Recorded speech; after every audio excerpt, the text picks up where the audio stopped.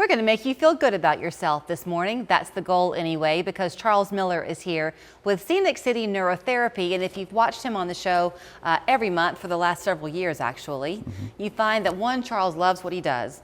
Two, he has this very calm demeanor. And three, he is a super optimistic, yes, we can address this person. So good to see you. It's good to be here. Many people who are watching this morning might feel like their life is a little low. They might be concerned about a loved one who's kind of walking through an anxious or depressed time.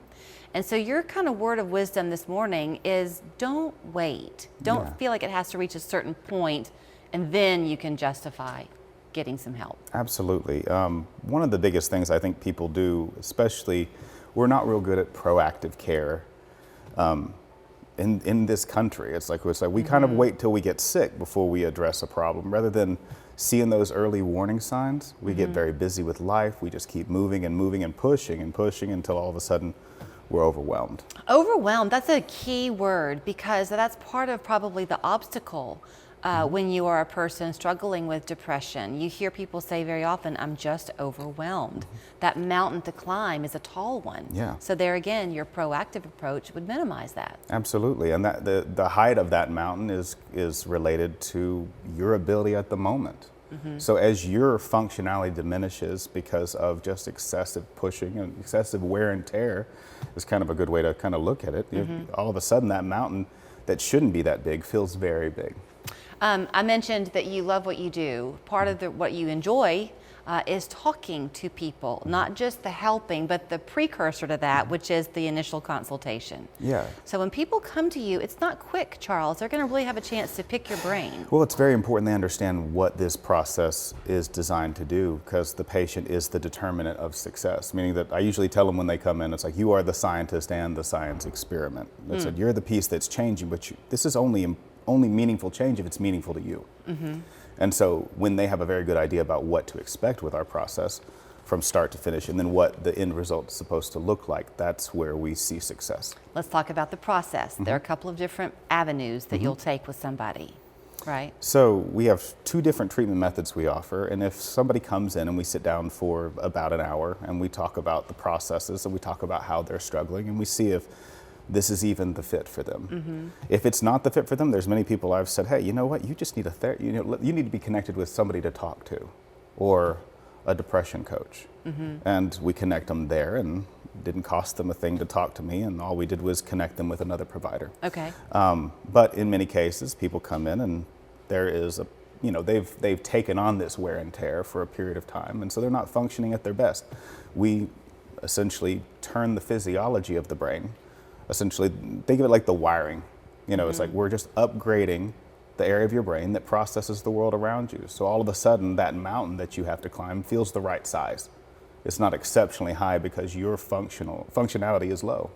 So if you have been a person and you've been struggling with something for a while, you've not taken that proactive approach because you didn't know you could, does that build up to the point then that the functioning of your brain is kind of compromised? The stress of the not functioning properly has physically added to the problem. People think because they have a problem with how they're thinking or feeling that it's a thinking or feeling problem. That's the symptom. That's like saying, I have a pain problem because I'm in pain. It's like, well, what if something's broken? It's something's broken that causes the pain. What we do is we don't do anything with the depression or anxiety that is building in you. We actually fix the mechanism in the brain that's causing you to feel that excessive, either overstimulation, we call anxiety, or understimulation, we call depression. So are some people a little bit of both, by the way? Oh, almost always both. So think of it like a neuronal injury, or think of it like traffic, like I-75-24 split. Yeah. If one lane is blocked, that lane is moving very slow. It's disjointed, disconnecting. So the brain is trying to send signals, and it's not able to get signals through. We call that depression. That's how you feel it. But the problem is actually the way your brain is firing. These pathways in the brain are disconnected, and so that means that the other lanes that are open are having to handle excessive traffic. So they're moving extra. They're extra crowded, extra overwhelmed, which is what you feel is anxiety. Okay. So as things are moving very fast over here and very slow over here, we get an anxiety, depression combination. That's a good analogy. That makes a lot of sense. What's everything we think and feel boils down to physiology. You had mentioned a couple of times in our conversation about maybe what you need as a therapist, just to talk with somebody. You really don't like people to come in and only utilize you. You want them to have kind of that oversight of a mental health provider, and if they don't have one, you work with several, but you don't necessarily want people to think that they're going to be in weekly sessions.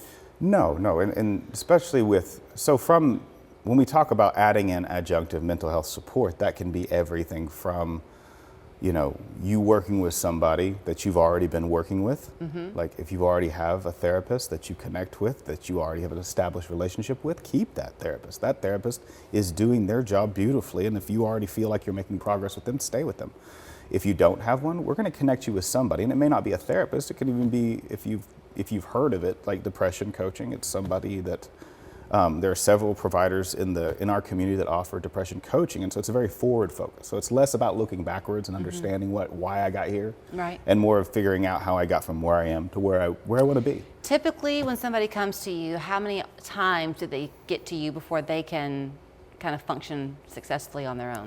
They'll start to see changes within the first couple of weeks at our practice. And they're coming to you once a week? And they're coming to us usually, well, it depends on what we're doing.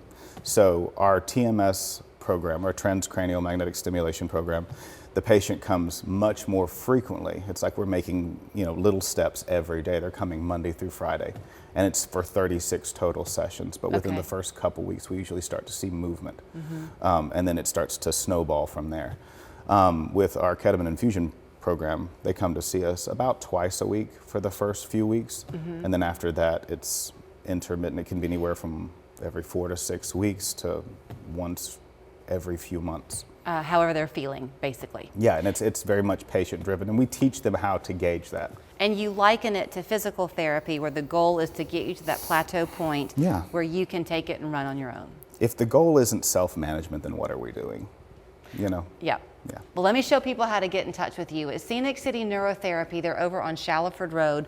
The number to call is 228-0579. By the way, if you're a veteran, your time with Charles will be at no cost to you, thanks to some heavy work he did with the VA.